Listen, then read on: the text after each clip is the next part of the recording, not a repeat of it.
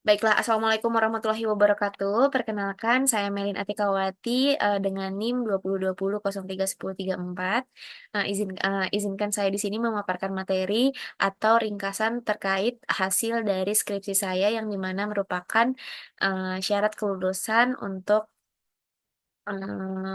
skripsi di YAI. Pertama-tama saya ucapkan puji syukur kepada Allah Subhanahu wa Ta'ala yang karena rahmatnya saya bisa melanjutkan skripsi sampai dengan tahap ini. Yang kedua, saya berterima kasih kepada orang tua, rekan kerabat dan para petinggi-petinggi YAI dan para pengurus YAI yang telah membantu saya hingga dapat menyelesaikan skripsi saya. Dan yang ketiga, saya khususnya untuk Bu Heni sebagai pembimbing. Eh, mari saya lanjutkan aja untuk memaparkan materi saya. Tapi sebelumnya saya mohon maaf apabila banyak kekurangan dalam PPT saya karena banyak materi yang tidak saya paparkan di PPT, namun saya akan usaha paparkan melalui lisan seperti itu. Skripsi saya di sini berjudul Pengaruh Current Ratio, Total Asset Turnover, dan Return on Equity terhadap pertumbuhan laba pada perusahaan manufaktur yang terdaftar di Bursa Efek Indonesia tahun 2021 sampai 2023.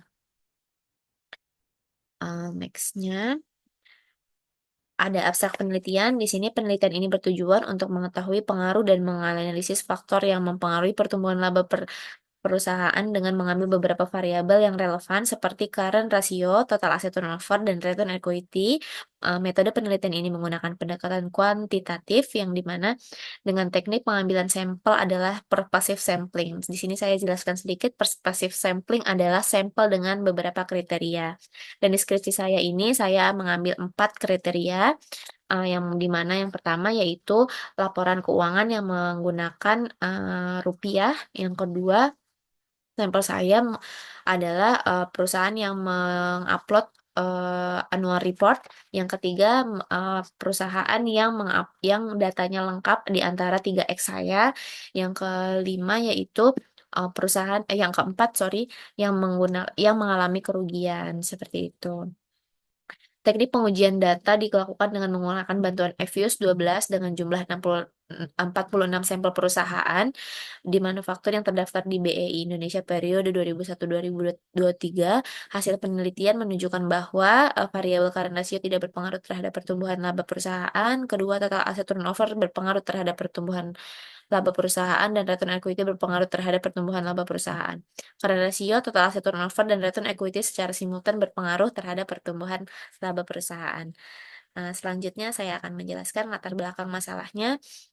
Laporan keuangan sangat penting untuk mengetahui tingkat pertumbuhan laba karena berpengaruh terhadap keputusan investasi para investor yang melakukan investasi ke dalam suatu perusahaan, di mana laba merupakan indikator untuk mengetahui kinerja sebuah perusahaan yang melihat perkembangan laba yang memenuhi target dan pencapaian suatu perusahaan.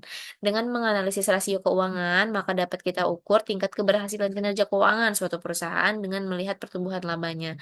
Rasio keuangan terdiri dari rasio profitabilitas, rasio likuiditas, rasio solvabilitas, dan rasio aktivitas.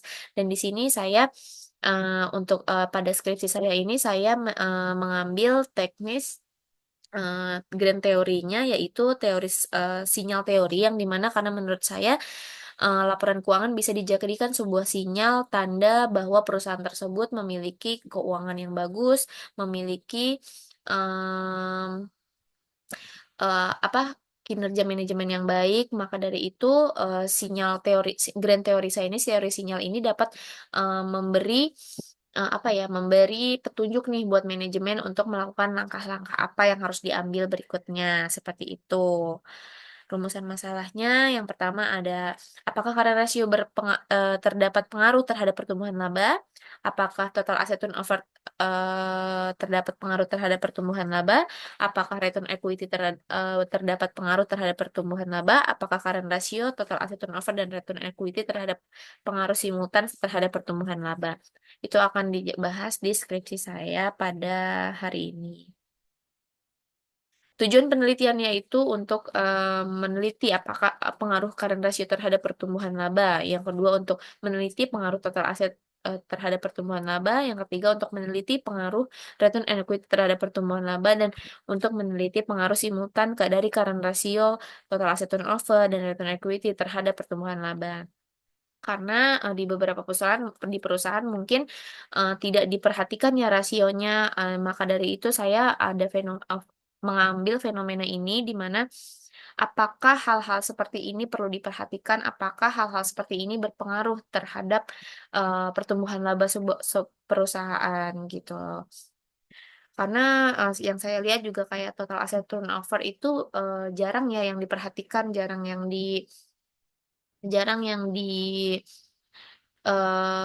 pertimbangkan dalam manajemen mengambil keputusan. Yang ketiga ada metodologi penelitian, saya menggunakan metode kuantitatif korelasional. Kuantitatif korelasional yaitu analisa yang dilakukan dengan menggunakan metode statistik yang mengukur pengaruh dua variabel atau lebih karena gejala-gejala hasil pengamatan dikonversikan ke dalam angka-angka yang dianalisis menggunakan statistik. Dan teknik pengumpulan datanya pada penelitian ini menggunakan data sekunder atau pengumpulan data tidak langsung, yaitu yang diambil dari BEI Indonesia, dari perusahaan manufaktur BEI Indonesia. Teknis analisis datanya yaitu pertama ada teknis, statistik deskriptif yang jelas, dan yang kedua itu menggunakan analisis regresi data panel. Saya di sini menggunakan regresi data panel kenapa? Karena data saya ini merupakan data time series dan, cross section yang di mana artinya, memiliki, nama perusahaan dan tahun perusahaan. Maka dari itu saya memilih regresi data panel. Dan untuk ujinya, kita tuh ada uji analisis CEM, FEM, dan REM. Di skripsi saya ini, untuk ujinya itu menggunakan, pertama ada uji COW. Uji COW itu pengujian untuk menentukan model yang lebih tepat yang untuk digunakan antara FEM atau CEM dalam mengestimasi data panel hipotesis. Dalam uji COW saya berdasarkan, yang sudah saya uji di Evius, mohon maaf belum bisa menampilkan gambarnya, mungkin nanti setelah sidang saya akan revisi. Itu, dapat dinilai bahwa tingkat signifikasi cross section C-square sebesar satu berarti, di skripsi saya ini, lebih dari 0,5, yang berarti H1 ditolak dan H0 diterima, sehingga dapat disimpulkan bahwa, common effect model atau CEM diterima. Dan selanjutnya untuk, memperkuat saya menggunakan uji LM, di mana uji LM ini, digunakan untuk membandingkan atau memilih model yang terbaik, karena kan kalau pakai yang satu doang itu nggak valid ya. Yang terbaik berdasarkan uji LM saya, signifikasi cross section pada branch pegan sebesar 0,0, di mana hasilnya kurang dari 0,5 ya, yang berarti HO ditolak dan H1 diterima, sehingga dapat disimpulkan bahwa random effect, model atau REM yang diterima. Nah, setelah saya pemilihan uji model penelitian ternyata lebih akurat ke REM, maka dari itu penelitian saya menggunakan REM. Setelah menggunakan REM, eee, di sini saya akan menjelaskan tentang uji koefisien determinasi. Sebelum uji koefisien determinasi, saya akan menjelaskan uji asumsi klasiknya ya, yaitu ada sebentar. Nah, ada uji normalitas yang dimana memiliki tujuan agar memberikan gambaran mengenai model yang terpilih berdistribusi normal atau tidak. Nah, di uji normalitas ini saya, di penelitian ini saya memiliki hasil sebentar, dapat koefisien di mana koefisien kolerasinya, sama dengan 0,90, maka disimpulkan bahwa tidak terjadi, mohon maaf, sorry, normalitas menggunakan jar Quebera menunjukkan nilai probability sebesar 0,18, di mana lebih besar daripada 0,5, maka dapat disimpulkan bahwa data pada penelitian saya itu berdistribusi normal. Ada juga uji multikolinear Ritas, yaitu uji yang dilakukan untuk melihat ada atau tidaknya korelasi yang tinggi antara variabel-variabel. Dan uji pada penelitian saya sebesar 0,9, di mana eee, sebesar 0,13, di mana nilai koefisien korelasi tersebut lebih kecil daripada 0,9, maka dapat disimpulkan bahwa tidak terjadinya multikolineritas dalam penelitian ini. Selanjutnya untuk lebih akurat saya menggunakan uji autokorelasi di dalam sini. Uji autokorelasi, uji pada korelasi chi square-nya sebesar 0,71, di mana nilai tersebut lebih besar dari 0,5 dan dapat disimpulkan tidak terjadinya autokorelasi antar variabel.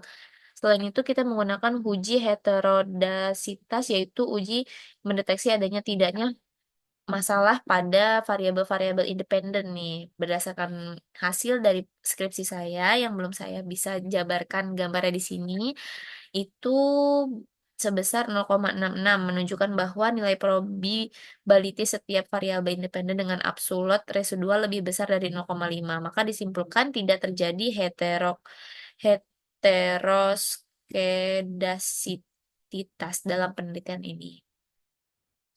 Nah, setelah itu kita lanjut ke uji hipotesis, yaitu ada uji T dan uji F. Uji uji T saya menunjukkan hasil berpengaruh,